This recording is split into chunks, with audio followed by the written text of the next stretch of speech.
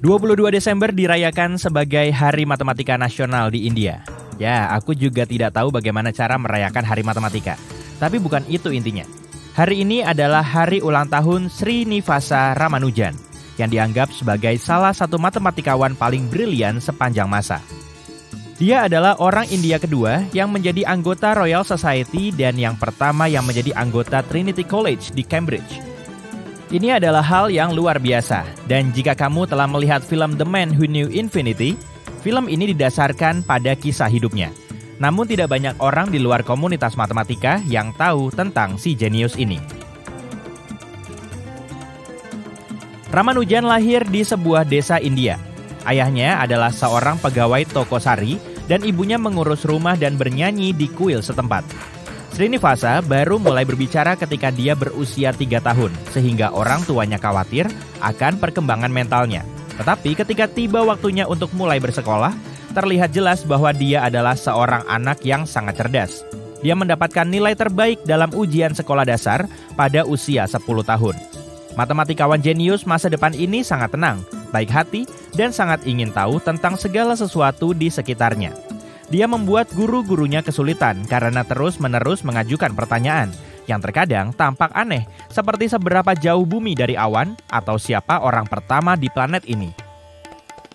Srinivasa pandai dalam semua mata pelajaran dan hebat dalam matematika. Pada saat dia berusia 11 tahun, dia telah menguasai persamaan diferensial. Sejujurnya, persamaan diferensial masih menakutkan bagiku. Pada usia 13 tahun, dia sudah mengembangkan matematika sendiri dengan menjumlahkan deret geometri dan aritmatika. Menemukan teman tidaklah mudah bagi anak ajaib ini, karena semua orang, termasuk para guru, sangat kagum dengan bakat matematikanya.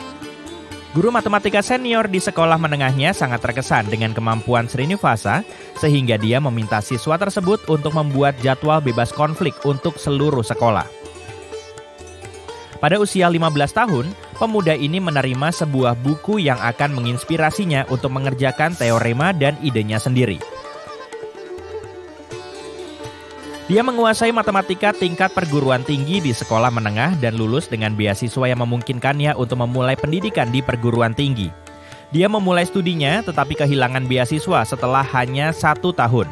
Matematika menyita seluruh waktu dan perhatiannya, dan dia gagal dalam semua mata kuliah lainnya. Ramanujan tahu bahwa keluarganya tidak dapat membiayai kuliahnya, jadi dia melarikan diri ke kota lain. Dia melanjutkan penelitiannya dan mendaftar di perguruan tinggi lain, berharap bisa diterima di Universitas Madras nantinya. Ketika dosen matematika di kampusnya melihat buku catatannya, dia terkejut, dalam artian baik.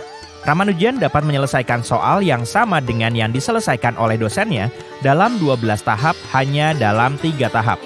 Sayangnya, dia hanya mendapatkan nilai sempurna dalam ujian matematika dan tidak diterima di universitas. Si jenius matematika ini tidak menyerah pada penelitiannya. Dia menemukan topik-topik dalam buku Carr yang masih menjadi favoritnya, meskipun agak ketinggalan zaman. Tahun-tahun berikutnya merupakan tahun-tahun yang tidak mudah bagi seluruh India dan bagi sang jenius matematika secara pribadi. Dia tidak memiliki pendidikan formal atau pekerjaan dengan penghasilan tetap. Jadi, Ramanujan harus pergi dari rumah ke rumah, meminta teman-temannya untuk membantunya mencari pekerjaan. Dia menunjukkan buku catatannya yang berisi soal-soal aritmatika dan teorema kepada mereka. Karena kertas mahal untuk dibeli, pertama-tama dia akan mengerjakan penyelesaiannya di papan tulis dan baru kemudian memindahkan hasil akhirnya ke buku catatan. Dia juga bekerja sebagai tutor matematika untuk beberapa siswa. Akhirnya, dia mendapat kesempatan untuk menulis untuk jurnal masyarakat matematika India. Sekarang, dia memiliki sesuatu yang lain untuk membuktikan kejeniusannya selain buku catatannya yang terkenal. Pikirannya yang cemerlang menjadi terkenal di dunia ilmiah. Tahun 1912 menjadi titik balik dalam karir pahlawan kita. Dia akhirnya berhasil mendapatkan pekerjaan sebagai juru tulis dan kemudian menjadi akuntan di Madras Port Trust. Di sana, dia bertemu dengan orang-orang berpengaruh yang dapat menghargai bakatnya dan bersedia membantunya dalam karir ilmiahnya. Manajer Port Trust melakukan yang terbaik untuk mendukung Ramanujan. Mereka akan begadang hingga larut malam untuk menyelesaikan soal-soal matematika. Srinivasa sangat menyukainya sehingga dia mengatakan bahwa dia terkadang mengerjakan rumus dan teorema dalam tidurnya dan kemudian bangun di tengah malam untuk menuliskannya di papan tulis di bawah cahaya Petromax. Sang manajer juga bersikeras bahwa bintang matematika yang sedang naik daun itu menulis surat kepada para ahli matematika Inggris tentang karyanya. Dia tidak menerima balasan dari dua di antara mereka dan salah satunya jelas tidak tertarik dengan apa yang mereka baca. Pahlawan kita tidak menyerah dan menulis surat kepada ahli matematika Inggris yang terkenal, Godfrey Harold Hardy, anggota Royal Society. Srinivasa jujur dan menyebutkan bahwa dia tidak memiliki pendidikan formal dan merupakan seorang pria setengah kelaparan yang bersedia untuk mencari jalan baru dalam hidup. Hardy dengan hati-hati meninjau daftar panjang lebih dari 60 teorema yang belum terbukti yang ditambahkan Ramanujan ke dalam suratnya. Dia membantu rekannya yang lebih muda mendapatkan beasiswa selama 2 tahun dan mengundangnya ke Inggris. Itu bukan keputusan yang mudah untuk dibuat karena bepergian ke sana dilarang bagi anggota kelasnya. Ibunya tidak menyetujui keputusannya untuk pergi, sampai seorang dewa mendatanginya dalam mimpinya dan mengatakan bahwa dia harus melakukannya. Jadi pada tahun 1914, Srinivasa berangkat ke Cambridge. Hardy membantu tamunya mengisi kekosongan dalam pendidikan matematikanya. Dalam 3 tahun berikutnya, kedua ahli matematika ini bekerja sama dan hasil kerja mereka tetap penting, bahkan lebih dari seabad kemudian. Si jenius dari India maju pesat dalam studinya, terutama dalam pembagian bilangan. Makalah-makalahnya diterbitkan di jurnal-jurnal Inggris dan Eropa, dan pada tahun 1918 dia mendapat kehormatan untuk menjadi anggota dari perkumpulan ilmiah nasional tertua di dunia, yaitu Royal Society di London. Tinggal di Inggris telah mempengaruhi kesehatan Ramanujan. Dia kembali ke India pada tahun 1919 dan memberitahu istrinya bahwa bekerja dengan Hardy adalah hal terbaik yang pernah terjadi padanya. Dia tidak menyesal telah pergi ke sana terlepas dari segala masalah kesehatannya.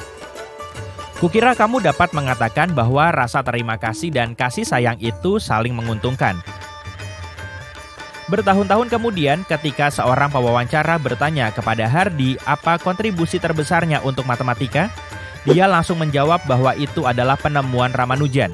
Itu adalah sesuatu yang tidak terduga untuk didengar dari seorang ilmuwan yang telah mereformasi matematika Inggris dan menulis lebih dari 300 makalah dan 11 buku. Sang jenius matematika asal India ini yakin bahwa dia akan sembuh dan dia terus membangun teorema-teorema yang indah. Dia mengirimkan 1 surat kepada Hardy yang berisi tentang karya terbarunya. Sayangnya, dia meninggal dunia pada usia 32 tahun pada bulan April 1920. Sebagaimana yang istrinya ingat, dia terus mengerjakan soal-soal selama 4 hari hingga menghembuskan nafas terakhirnya.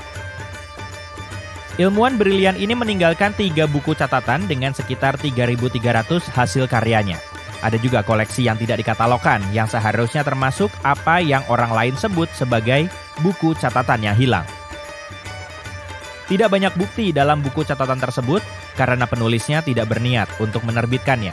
Sepertinya dia siap untuk merekonstruksi argumennya jika ada yang bertanya kepadanya.